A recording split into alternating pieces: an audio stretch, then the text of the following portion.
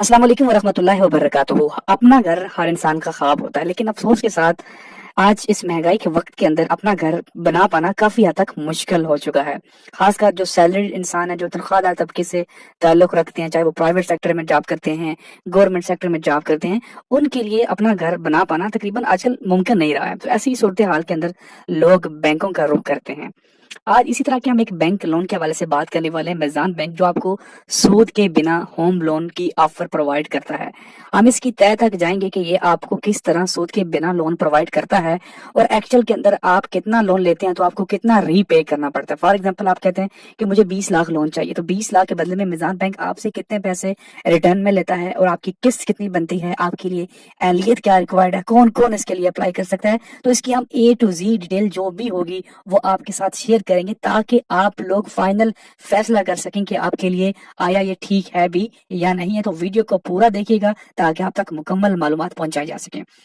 तो मिजान की जानिब से इस स्कीम का नाम रखा है Meezan easy home Islamic home finance. अगर हम इसकी डिटेल में जाएं तो easy home is a completely interest यानी सूद से पाक है। Your home finance need likely a conventional house loan Meezan bank easy home work through the diminishing मुशारका। अब ये एक इस्लामिक कंसेप्ट, एक मायदा जिसको दमनचिक मुशारका कहा जाता है, जिसके अंदर आप और बैंक दो जॉइंट ऑनर बन जाते हैं बैंक के। बैंक से आप जो लोन लेते हैं वो उसको यूनिट में तकसीम कर देता है, तो बैंक आपसे वो यूनिट भी लेता रहता है वापस। प्लस आप क्यों चूंकि मेजॉरिटी पोर्शन घर का मालिक बैंक होता है, तो वो आपसे उसका किराया भी वसूल करता है, जिसको यूनिट में कन्वर्ट करते हैं। तो वो किराए का नाम देखिए, इसको कहते हैं कि जी ये एक सूद से पाक होता है, क्योंकि वो उसका मेजॉरिटी पोर्शन बैंक के पास है, तो वो आपसे किराया भी लेते हैं, प्लस जो आपने लोन लिया वो भी साथ में यूनिट के अंदर वापस लेते हैं। अब इसके जो लोन स्कीम है, इसके की फीचर्स कुछ यूं हैं कि यहाँ पे आपको हाईली फाइनेंसिंग अमाउंट आप जितनी चाहे ले सकते हैं, और उसके बाद फ्लेक्सिबिलिटी टू मेक पार्शियल पे प्री पेमेंट। आप अगर वक्त से पहले अपनी किस्तें अदा करना चाहते हैं तो वो फैसिलिटी आपको दी जाती है। शरी कंप्लाइंट लाइफ तकाफुल फैसिलिटी भी आपको यहाँ पे दी जाती है। प्लस जो इंस्टॉलमेंट है वो काफी अफोर्डेबल है और रेगुलर रिड्यूसिंग मंथली रेंटल, साथ में जो आपका जो मंथली रेंट है वो रेगुलरली पे करने के साथ साथ वो कम होता जाता है। तो ये कुछ कंपनियां जो उनको होम फाइनेंसिंग प्रोवाइड कर रही हैं। अगर हम इसके एलिजिबिलिटी क्राइटेरिया की बात करें तो पाकिस्तानी सिटीजन, नॉन रेजिडेंट्स भी इसके लिए अप्लाई कर सकते हैं। एज की जो रिक्वायरमेंट है वो मिनिमम 25 है और मैक्सिमम 65 है, और जो बिजनेसमैन है उनके लिए मिनिमम 21 और मैक्सिमम 70 रखी गई है। उसके बाद जी कस्टमर और एप्लीकेंट्स की बात करें तो यहाँ पे प्राइमरी और सिंगल एंड को एप्लीकेंट, दो एप्लीकेंट भी अलाउड है। आप, आपकी वाइफ, भाई, कोई भी ब्लड रिलेटिव जब आपका को पार्टनर हो सकता है।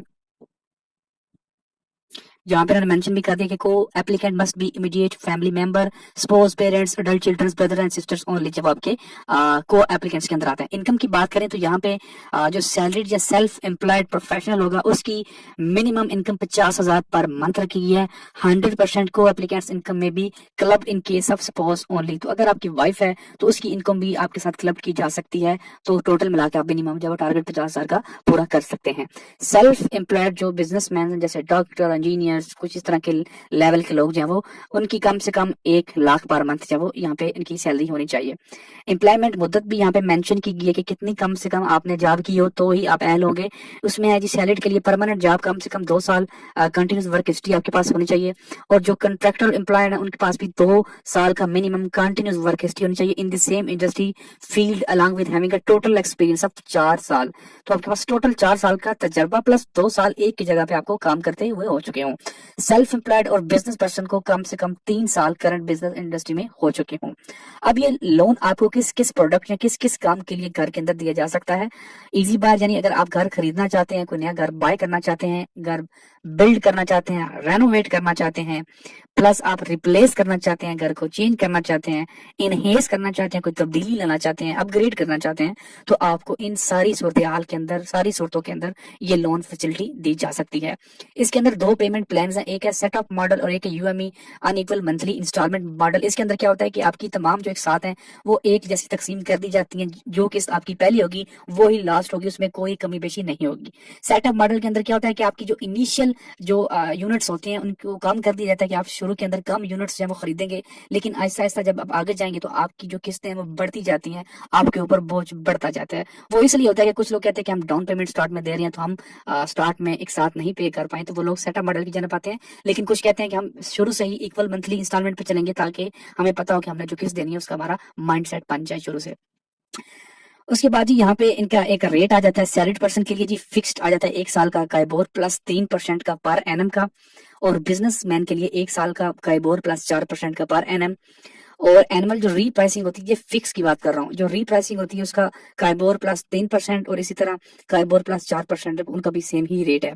प्लस यहाँ पे फ्लोर कैप भी लगाई गई है कि अगर काइबोर क्रैश कर जाता है तो मिनिमम 8% से नीचे हम एक्सेप्ट नहीं करेंगे, 8% हमने लेना है मिनिमम। और मैक्सिमम काइबोर अगर लंबी छलांग भी लगाया जाए तो 30% अगर ऊपर जाएगा तो हम 30% तक रखेंगे, उससे ज्यादा हम नहीं लगेंगे। तो ये इनकी जो वो फिक्स प्राइसिंग है, यहाँ पे फिक्स रेट भी मेंशन है 12.5%, और जो बिजनेसमैन है उनके लिए 12.99 तकरीबन 13% बन जाता है फॉर फर्स्ट 3 ईयर्स। नेक्स्ट हम बढ़ते हैं इनकी डॉक्यूमेंटेशन की तरफ। वो हमने पहले ही आपको बता चुकी है, इनकी लिस्ट ऑफ डॉक्यूमेंट्स यहाँ पे मौजूद है। इन पे क्लिक करेंगे तो ये सारे आपको डॉक्यूमेंट्स चाहिए होंगे जो आपको अरेंज करने हैं, जो कि मैं इस वीडियो के अंदर सारे नहीं बताऊंगा, वीडियो लंबी बहुत हो जाएगी, तो हम इसको यहाँ पे कंसीडर नहीं करने वाले हैं। तो आप इनको 1 बाय 1 पढ़ सकते हैं, यहाँ पे आपको तमाम लिस्ट आपके सामने नजर आ जाएगी। यहाँ पे आपको एप्लीकेशन का प्रोसीजर भी बताया गया है कि कैसे ये स्टेप स्टार्ट होते हैं और कैसे ये स्टेप्स हैं वो आगे बढ़ते बढ़ते नंबर 10 पे जाके आपको लोन मिल जाता है। इसके अलावा जो नॉन रेजिडेंट्स पाकिस्तानी है वो भी इसके लिए अप्लाई कर सकते हैं, उनके लिए जो थोड़ा सा क्राइटेरिया वो थोड़ा सा डिफरेंट है, तो वो आप यहाँ पे इसको चेकआउट कर सकते हैं। और यहाँ पे कुछ एक्स्ट्रा चार्जेस भी हैं जो कि आपको देने होंगे। प्रोसेसिंग चार्जेस हैं 8,000, और उसके बाद प्रोसेसिंग चार्जेस FED 16% 1280 पे वो भी देने हैं। बाकी कुछ report charges, report property valuation charges और इनकम एस्टिमेशन चार्जेस भी आपको अदा करने होते हैं। वो तभी होते हैं जब आपकी प्रॉपर्टी की वैल्यू एस्टिमेशन लगाई जाती है, तो उस वक्त के हिसाब से लगाए जाते हैं। अब हम बात कर लेते हैं कि कैलकुलेट कर लेते हैं कि आपको एक्चुअल में अगर आप लोन लेते हैं तो कितने पैसे आपको एक्स्ट्रा देने होंगे। यही वो पॉइंट है जहां पे आपको अंदाजा होगा कि हमें इसकी जानब जाना चाहिए या नहीं जाना चाहिए। फर्स्ट ऑफ ऑल तो आपको कैलकुलेटर के अंदर सेगमेंट सेलेक्ट करना है कि आपके सेगमेंट के अंदर है सेल्फ एम्प्लॉयड है, नॉन रेजिडेंस पाकिस्तानी है, बिजनेसमैन है। मैक्सिमम लोग बिजनेस सैलरीड क्लास है, उस पर क्लिक करेंगे। उसके बाद आप क्या करना चाहते हैं? मैं कहता हूँ जी मैं घर खरीदना चाहता हूँ। कितने अरसे के लिए आप लेना चाहते हैं? मैं कहता हूँ जी मुझे ना 5 साल के लो, चलो मैं कहता हूँ मुझे 10 साल के लिए चाहिए। पेमेंट प्लान मुझे एक जो UMI यानी अनइक्वल मंथली इंस्टॉलमेंट सेलेक्ट कर लें। उसके बाद प्रॉपर्टी की प्राइस क्या? मैं कहता हूँ जी प्रॉपर्टी की प्राइस है जनाब 35 लाख रुपए। ठीक है जी, तकरीबन 35 लाख, और मुझे लोन चाहिए 25 लाख रुपए। मैं 10 लाख डाउन पेमेंट अदा कर सकता हूँ। ट्रेंचेस हम नहीं सिलेक्ट कर सकते, हम कैलकुलेट पे क्लिक करते हैं। अब यहाँ पे देखिए कि आपके जो यूनिट्स हैं वो बने हैं 120 यूनिट के अंदर तकसीम हो चुके हैं। 10 साल के लिए डेफिनेटली 8 महीने का एक यूनिट आप खरीदेंगे, तो हर मंथ को एक यूनिट पे डिवाइड कर दिया है। यूनिट की सेल प्राइस रखी गई है 20,833 रुपए। मंथली रेंट आपका बनेगा 247। स्टार्टिंग रेंट आपका बनेगा 29,646 रुपए। तो टोटल आपकी बन जाएगी कि 50,480 रुपए टोटल आपने अदा करनी है। 120 एक साथ लोन लिया है आपने 25 लाख का। अब हम इसको करते हैं कैलकुलेट कि हमने टोटल कितनी रकम देनी है। तो हम इसे फॉर एग्जांपल सीधा सीधा 50,000 को मल्टीप्लाई करते हैं 120 से, तो ये आपकी रकम बन जाएगी 60 लाख रुपए। अब आप इसको तकसीम कर लेंगे, इसमें से माइनस करेंगे कि आपने कितना लोन लिया है, 25 लाख का बैंक से लोन लिया है, तो पीछे आपकी एक्स्ट्रा रकम बन गई 35 लाख रुपए। अब डेफिनेटली इजाफा बहुत ज्यादा है। एक तो ये है कि जो आप प्रॉपर्टी जो भी घर बनाएंगे उसकी वैल्यू 10 साल बाद डेफिनेटली बढ़ जाएगी। मतलब आज जो घर आप 30 लाख का ले रहे हैं वो 10 साल बाद 30 लाख का नहीं रहेगा, वो 40-50 लाख का हो जाएगा। लेकिन उसके हिसाब से भी ये अमाउंट काफी ज्यादा है, क्योंकि ये डबल से भी ज्यादा जा रही है। तो यहाँ पे हम इसी अमाउंट को, या यहाँ पे क्या करते हैं कि टेनोर को 5 साल कर देते हैं, अमाउंट सेम रहने देते हैं। तो फिर हम देखते हैं कि यहाँ पे कितनी तब्दीली आती है। अब आपकी किस्त बन गई है 71,000, तो 71,000 को हम मल्टीप्लाई कर लेंगे जी 60 से, क्योंकि हमने 5 साल कर दिया है। तो अब आपको अदा करनी है 42,60,000। अब हमने लोन कितना लिया है? 25 लाख। तो इसमें से 25 लाख माइनस करें तो अब भी 17 लाख आपने ज्यादा अदा करना है। आप जितना जितना टेनोर को कम करते जाएंगे उतना इसमें फर्क जो है वो कम होता जाएगा। अभी मैं आपको यहाँ पे दिखाता हूँ। अभी हम इसको 3 साल कर देते हैं, 3 साल कम से कम है। तो अब ये किस्त बन गई है 99,000। ठीक है जी, 99,000 मल्टीप्लाई हम इसे करेंगे 36 से। लोन कितना लिया है हमने? 25 लाख। ठीक है जी, तो ये आपके बन गया जी 10 लाख आपने एक्स्ट्रा अदा करना है। तो आप जितना इसको ज्यादा लेके जाएंगे उतना इसमें गैप ज्यादा आता जाएगा। ये मैं आपको मजीद यहाँ पे दिखा देता हूँ। अगर आप, मैं यहाँ पे 10 के बजाय यहाँ पे मैं 20 साल कर लें, 30 साल के बजाय मैं कहता हूँ 15 साल के लिए लेना चाहता हूँ। किस्त 43,000, कोई फर्क नहीं आया जाता यहाँ पे।